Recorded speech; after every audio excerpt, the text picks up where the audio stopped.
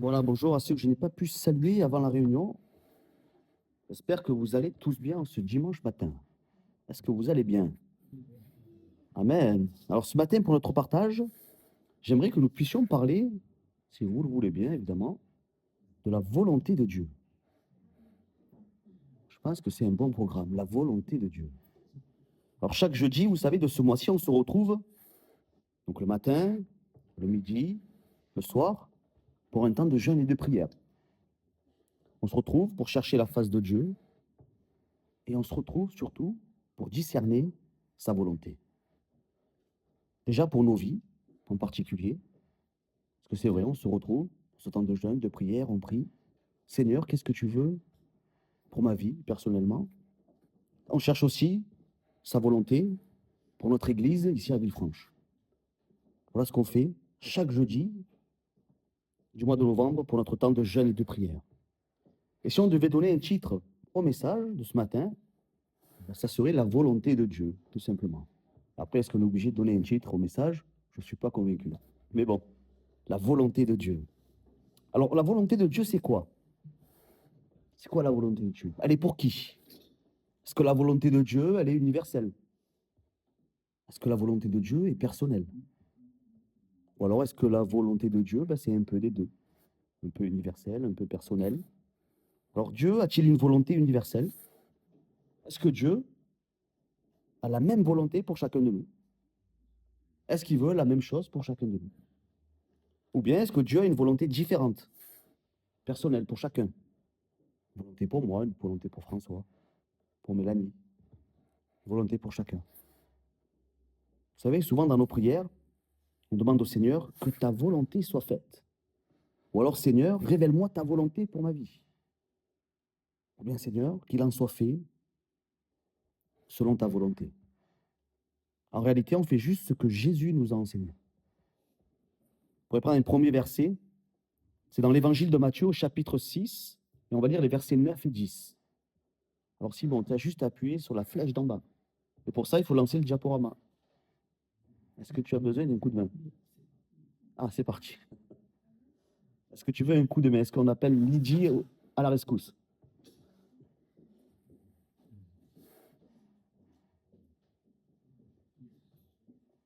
Ah, c'est les aléas du direct. Nous sommes en direct.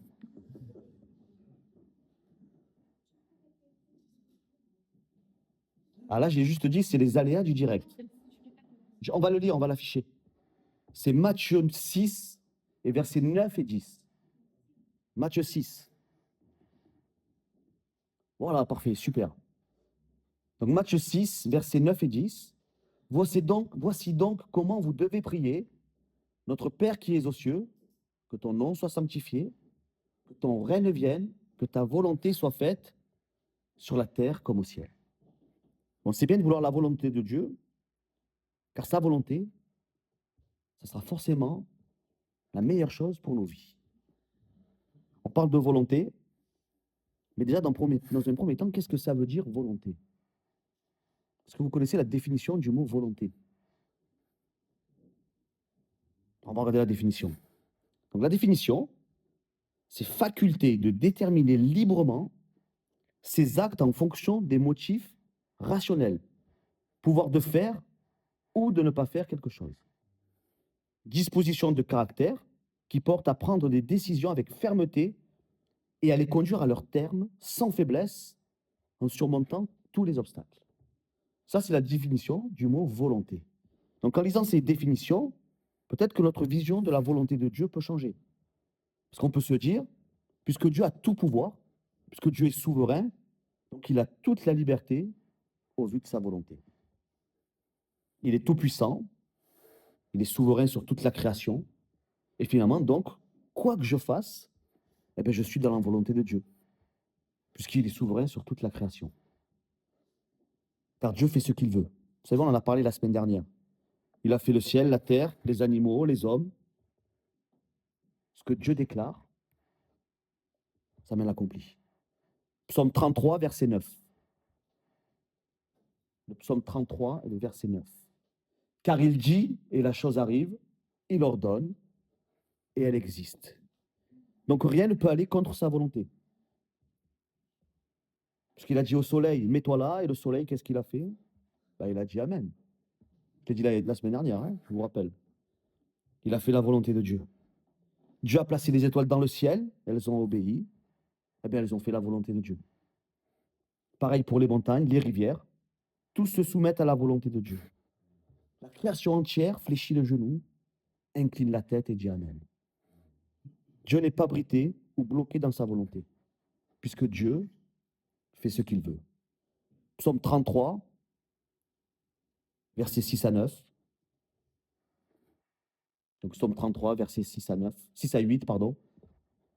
Les cieux ont été faits par la parole de l'Éternel, et toutes leurs armées par le souffle de sa bouche. Il amoncelle en un tas les eaux de la mer, et il met dans les réservoirs les abîmes. Que toute la terre craigne l'Éternel, que tous les habitants du monde tremblent devant lui. Nous voyons que Dieu a exercé sa volonté dans toute la création. Et est-ce que pour nous, Dieu a fait de même? Est-ce que Dieu nous impose sa volonté? Nos choix sont-ils imposés par la volonté de Dieu? Je vous pose la question. Mais ça, je ne suis pas convaincu. Mais pourquoi je dis ça? Est-ce qu'on peut mettre, on peut mettre en opposition notre volonté à nous avec la volonté de Dieu? Ben, la réponse est oui. Je vous donne un exemple flagrant. Parce que quand Dieu a dit à la montagne, élève-toi, la montagne a dit Amen. Quand Dieu a dit à la rivière, jette-toi dans la mer elle a fait quoi? Ben, elle a dit Amen. Mais quand il a dit à l'homme, ne mange pas du fruit défendu, ben, l'homme, il a dit non. Non, je vais manger de ce fruit. Pourtant, de ne pas manger le fruit, c'était la volonté de Dieu. Adam n'a pas dit non directement à Dieu. Lui et Ève, qu'est-ce qu'ils ont fait? Ils ont attendu d'être seuls pour désobéir et manger du fruit défendu. Et ne plus être dans la volonté de Dieu pour leur vie. Nous sommes souvent comme eux. Que faisons-nous dans le secret? Alors on peut blâmer Adam et Ève. On peut dire, ouais, mais nous, on n'était pas là. Peut-être que nous, on n'aurait pas mangé le fruit. Peut-être que nous, on aurait écouté Dieu. C'est possible. Mais je vous pose la question ce matin. Avons-nous accepté Jésus comme sauveur et sauveur, comme Seigneur et sauveur dès notre naissance? Vous savez, dès son enfance, l'homme ne va pas dans la volonté de Dieu. Petit exemple, tu ne donneras pas de faux témoignages. Ça, c'est la volonté de Dieu. Est-ce qu'on apprend à un enfant à mentir? Je vous pose la question. Ah non. On le fait très bien. Dès qu'on comprend que ça peut nous éviter des ennuis, le mensonge est facile, ça vient vite. Quel est le premier mot, si ce n'est le premier mot qu'un enfant va dire? Exactement, un des premiers mots, c'est non. Le premier mot qu'un enfant dit, il va dire non. Vous savez, on a même créé un dessin animé. Oui, oui. En fait, c'est pour ça, ils devraient faire un dessin animé. Les enfants, ils vont regarder oui, oui, et comme ça, ils vont dire oui. Mais non, ça ne marche pas. Ça ne marche pas. Non, non, il dit non. Tu honoreras ton père et ta mère. Est-ce qu'on a toujours honoré nos parents? Bon, ce commandement, il n'est pas tout seul. Parce qu'il est dit aussi, parents, n'héritez pas vos enfants. Est-ce que ça nous est déjà arrivé d'hériter nos enfants? Posez pas la question, Emma.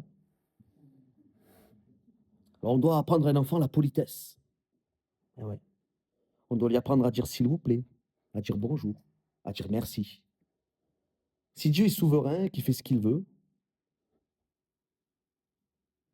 c'est certain, Dieu est souverain sur nos vies.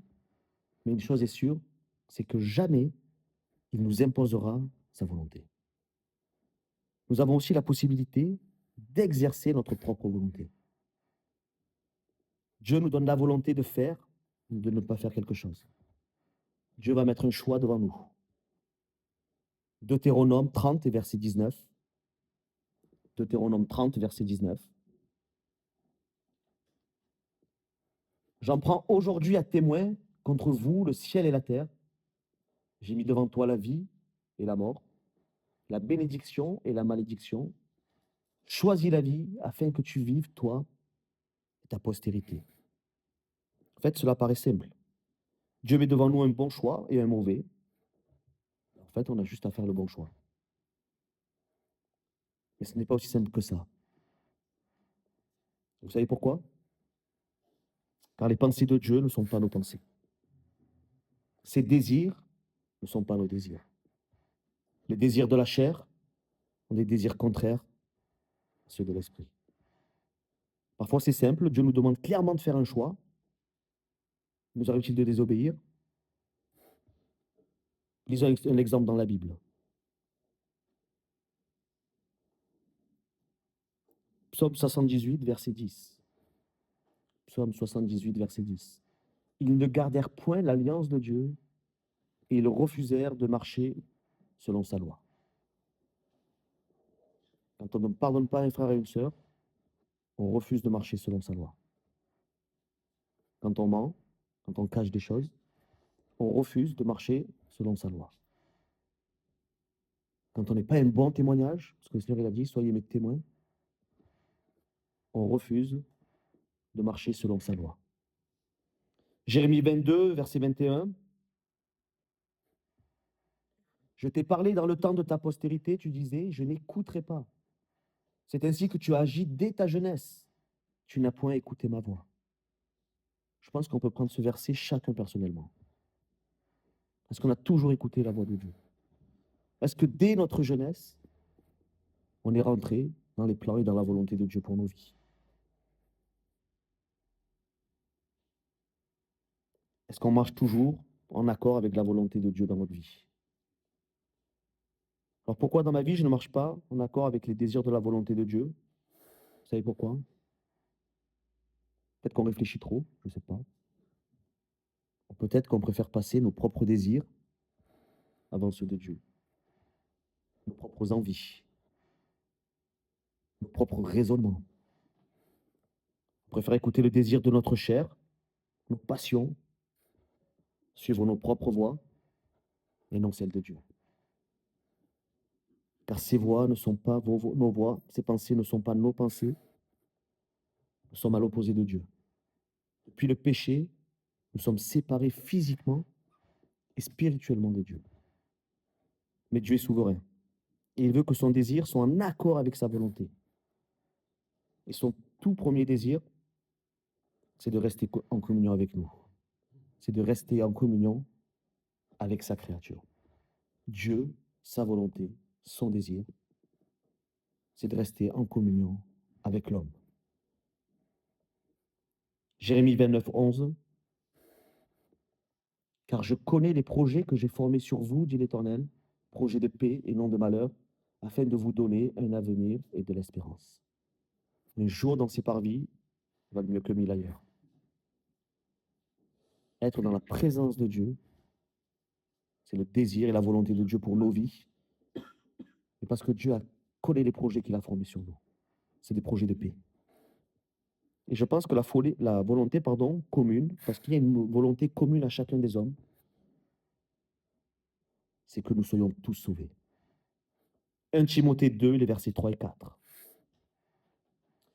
1 Timothée 2, versets 3 et 4. Cela est bon et agréable devant Dieu notre Sauveur, qui veut que tous les hommes soient sauvés et parviennent à la connaissance de la vérité. Voilà la volonté universelle. Voilà la volonté qui est commune à chacun de nous. Voilà la volonté de Dieu pour tous les hommes. Il désire que tous soient sauvés et parviennent à la connaissance de la vérité. Quand nous connaissons le Seigneur, quand on lui a donné notre vie, quand on a réalisé qu'à la croix, Jésus nous a réconciliés avec le Père, on avance en nouveauté de vie, on l'a chanté, et notre seul désir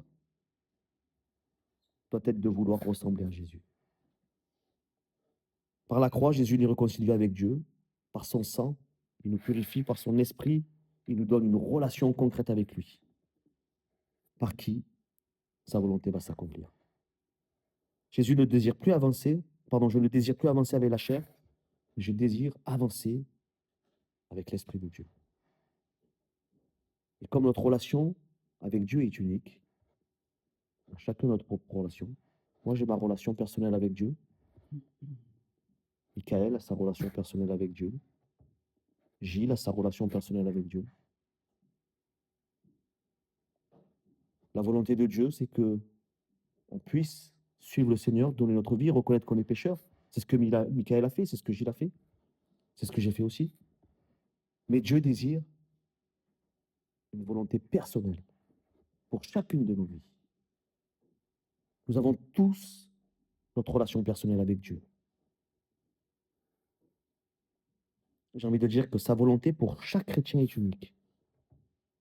Alors ne regardez pas votre frère, votre sœur, des fois peut-être avec envie ou jalousie. Seigneur, pourquoi tu lui as donné ça? Moi aussi, j'aimerais chanter sur l'estrade. Moi aussi, j'aimerais bien évangéliser, j'aimerais bien avoir le verbe facile. Le Seigneur a donné à chacun de nous des dons. Et il désire qu'on rentre dans sa volonté pour nos vies personnelles. Mon frère, ma sœur, ce que Dieu veut pour toi, c'est personnel, puisqu'on est tous uniques aux yeux de Dieu. La volonté de Dieu dans ma vie est différente de la volonté de Dieu dans la vie de Michael, de Gilles, parce que je les ai pris un exemple, alors je continue. Eh oui, Gilles, Dieu a une autre volonté pour moi que pour toi. Et nous savons que la volonté de Dieu est parfaite, en toutes circonstances. Même si parfois cela nous dépasse, même des fois on ne comprend pas. Alors cherchons à connaître et nous soumettre à sa volonté. Et pour connaître sa volonté, ben c'est simple, hein, nous devons avoir une relation unique avec Dieu. Nous devons entretenir des échanges avec lui. Si on ne rentre pas dans l'intimité avec Dieu, comment on va pouvoir connaître sa volonté? Ben, je pense que ça va être compliqué. La volonté universelle, on la connaît, parce que l'évangile a été annoncé, c'est que tous soient sauvés. Mais la volonté pour ma vie, la volonté que Dieu a pour ma vie, si je n'ai pas une intimité avec lui, comment Dieu va me la révéler? Si je ne lis pas la Bible, comment Dieu va me parler? J'ai envie de dire, nous devons lui faire confiance et surtout lui obéir. Parce que quand Dieu me demande de pardonner mon frère 7 fois, 70 fois, ben je dis amen et j'obéis. Puisque je sais que sa volonté est bonne pour moi. Même si cela me demande de m'humilier. Même si cela me coûte. Même si cela, c'est contraire à mes désirs. Parce que des fois, ça pique. Quand Dieu me demande de prier pour celui qui me maltraite, ben je dis amen et je prie. Parce que je sais que la volonté de Dieu est bonne pour moi. Je veux faire passer les désirs de Dieu avant les miens. Je pense que être dans la volonté de Dieu, finalement, c'est quoi? C'est crucifier la chair et vivre en esprit et en vérité, selon le cœur de Dieu. Si je ne crucifie pas la chair, ça va être compliqué de rentrer dans le plan et la volonté de Dieu pour ma vie. Être dans la volonté de Dieu pour ma vie, c'est laisser Dieu prendre les décisions pour nous. C'est laisser Dieu conduire. Ça demande un petit effort de notre part. Il y a une expression qui dit: le désir est fort de sa faiblesse quand la volonté est forte de sa force. Ce que je vous explique. Le désir est fort de sa faiblesse. Quand on désire quelque chose, et on est faible, je pense, pour y aller. Mais si on s'attache à la volonté de Dieu, avec force, j'ai envie de dire que notre orgueil, notre égoïsme, nos envies charnelles, nos mauvaises pensées, notre mauvais comportement ne viennent plus se mettre entre la volonté et le désir de Dieu pour notre vie. En fait, ce que je veux, c'est crucifier la chair comme Christ a été crucifié pour mon péché. Je veux mourir à moi-même pour finalement revivre en Christ. C'est ça la volonté de Dieu. Galates 2, verset 20. Galates 2, verset 20. J'ai été crucifié avec Christ et si je vis, ce n'est plus moi qui vis, c'est Christ qui vit en moi. Et si je vis dans la chair, je vis dans la foi au Fils de Dieu qui m'a aimé, qui s'est livré lui-même pour moi. Vous savez, dans la Bible, il y avait un homme vraiment particulier. Parce que des fois, dans la situation, c'est facile de dire: ouais, Philippe, c'est facile ce que tu dis, c'est beau ce que tu dis de l'estrade. Mais c'est dur. Je ne suis pas Jésus. Jésus était parfait, Jésus peut le faire. Alors oui, c'est facile de dire, c'est facile. Oui, de dire c'est facile. Ce n'est plus moi qui vis, c'est Christ qui vit en moi. Mais des fois, est-ce qu'on le constate dans nos vies? C'est dur, parce qu'on n'est pas Jésus, effectivement. Hein. Alors nous ne sommes pas Jésus, Même si nous savons que si Dieu nous demande une chose, il nous donne également le moyen de le faire, la force. Alors cela peut paraître vraiment complexe de faire la volonté de Dieu, mais j'aimerais vous parler d'un homme qui n'est pas Jésus, qui est dans la Bible. Donc j'ai envie de dire qu'on n'a pas d'excuse. On ne peut plus dire je ne suis pas Jésus, je n'y arriverai pas. Un homme comme vous et moi. Il y avait une petite différence quand même avec lui. Bon, ce n'était pas Jésus, mais c'était un homme exemplaire, avec presque pas de péché, ni de faute. Pas de défaut, rien. Est-ce que vous savez de qui je parle dans la Bible? C'est pas Jésus, mais il était parfait. Vraiment, pas de péché, vraiment, c'était un homme exemplaire. Hein. Je pense que chacun peut s'identifier à lui. Alors, je vais vous donner des indices. Que fait cet homme? Il manigance un stratagème pour faire mourir le mari de la femme avec qui il a eu une relation adultère. Qu'est-ce qu'il a fait aussi? Il a été inspiré par Satan. Il s'attribue un droit réservé à Dieu et fait le dénombrement d'Israël. Et Dieu, qu'est-ce qu'il va dire de lui? Acte 13, verset 22. Puis l'ayant rejeté, il leur suscita pour roi David, auquel il a rendu ce témoignage. J'ai trouvé David, fils d'Isaïe, homme selon mon cœur, qui accomplira toutes mes volontés. Donc vous l'avez compris, hein? Le roi David n'était sûrement pas exemplaire. Il a tué pour couvrir son adultère, incité par Satan, il fait le dénombrement d'Israël, il a fait d'autres choses sans doute. Mais David avait un cœur repentant, qui confessait ses péchés. 1 Samuel, versets 12 et 13. 2 Samuel, pardon. 2 Samuel, versets 12 et 13. David dit à Nathan, j'ai péché contre l'Éternel. Et Nathan dit à David, l'Éternel pardonne ton péché, tu ne mourras point. Alors j'espère qu'il n'y a pas de David hein, dans l'assemblée. J'espère que personne a, pour cacher son adultère, a tué quelqu'un. Mais David n'était pas parfait. David avait fait des erreurs. David s'était manqué. Mais David avait le cœur selon Dieu. Pourquoi? Parce qu'il reconnaissait là où il s'était trompé. Il avait un cœur repentant. Il demandait pardon à Dieu. Donc j'ai envie de dire, pour être dans la volonté de Dieu, nous devons nous repentir et demander pardon à Dieu pour nos erreurs, nos péchés. Et Dieu est fidèle et juste pour nous les pardonner.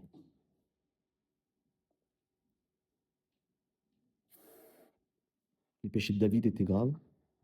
Mais j'ai envie de dire, pas besoin d'aller si loin pour manquer le but. Parce qu'il suffit de peu, de très peu pour rater la volonté de Dieu dans ma vie. Vous savez, la Bible insiste beaucoup sur l'humilité. Est-ce que vous savez ce que c'est que l'humilité? Comment on reconnaît quelqu'un de humble? Est-ce que vous avez déjà posé la question? Comment on reconnaît quelqu'un de humble? Ah, celui-là, il est humble. Il est discret. Ou on l'entend pas. C'est pas ça qu'on reconnaît quelqu'un de humble, en fait. Hein. Parce que quelqu'un peut parler beaucoup. Quelqu'un de humble, c'est quelqu'un qui a la capacité à se laisser enseigner. C'est-à-dire que dans ses erreurs, il va réaliser qu'il s'est trompé et il va se remettre en question. On peut être discret et pas être humble du tout. Hein.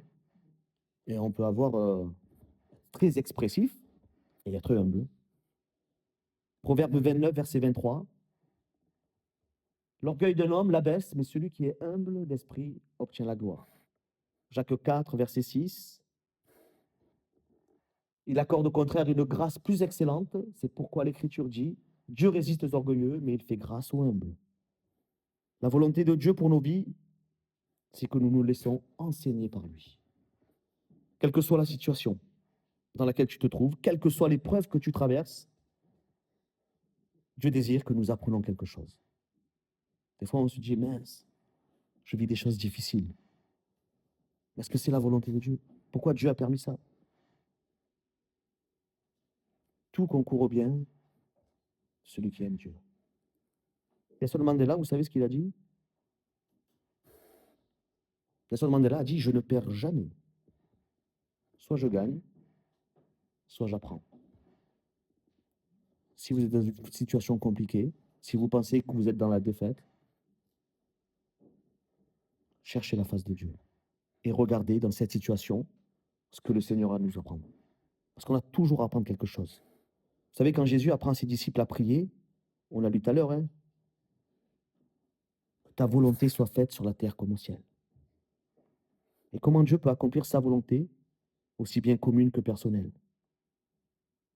Eh bien, il va se servir de personnes disposées à lui obéir. Si nous sommes disposés à reconnaître nos erreurs, si nous sommes prêts à nous remettre en question chaque fois qu'il en sera nécessaire, si on n'est pas borné, juste à écouter sa parole, mais qu'on s'efforce à la mettre en pratique, si on comprend que nous sommes des ouvriers inutiles. Vous savez, l'outil, sans l'ouvrier, il ne sert à rien.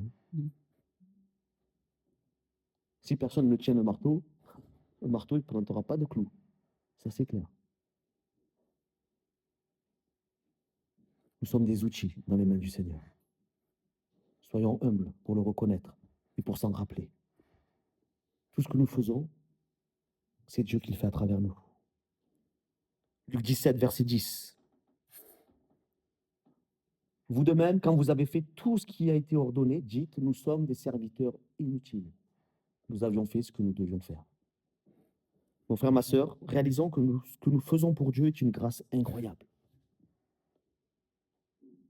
Pas que Dieu ne voit pas ce que nous faisons et qu'il pense que nous sommes inutiles, loin de là. Mais Dieu, en fait, nous fait participants de sa volonté. Et comment sa volonté peut pleinement s'accomplir quand nous désobéissons? Comment la volonté de Dieu dans nos vies peut s'accomplir si on désobéit? Ça me paraît juste pas possible. Éphésiens 5, versets 15 et 17. Prenez donc garde de vous conduire avec circonspection, non comme des insensés, mais comme des sages. Rachetez le temps car les jours sont mauvais. C'est pourquoi ne soyez pas inconsidérés, mais comprenez quelle est la volonté du Seigneur. Mon frère, ma sœur, chacun pour notre part, nous devons chercher la sanctification. Non seulement pour pouvoir voir Dieu, mais pour maintenant, être des outils utiles à son royaume. Des outils utiles à sa volonté. Soyons de la terre malléable dans les mains du potier, afin que nous puissions être des vases d'honneur, et non des vases pour un usage vil. J'ai envie de dire, soyons comme des vitraux qui laissent passer la lumière. C'est beau, vous savez, quand la lumière passe à travers les vitraux. Mais est-ce que les vitraux, finalement, ils sont pour quelque chose? Ce n'est pas les vitraux qui éclairent, mais c'est la lumière qui passe à travers eux. Alors ne soyons pas par notre orgueil, nos défauts, nos faux raisonnements, nos colères, nos rancœurs, nos jugements, ne soyons pas des vitres opaques qui empêchent la lumière de passer. Soyons des vitres bien propres, qui laissent pleinement Christ briller à travers nous. Si on est sali par le péché, si on est sali par les mauvaises pensées, si on est sali par des rancœurs, si on est sali par des jugements, comment Christ pourra briller? Comment pourrons-nous laisser passer la lumière de Christ? Et pour cela, on le vend dans notre vie,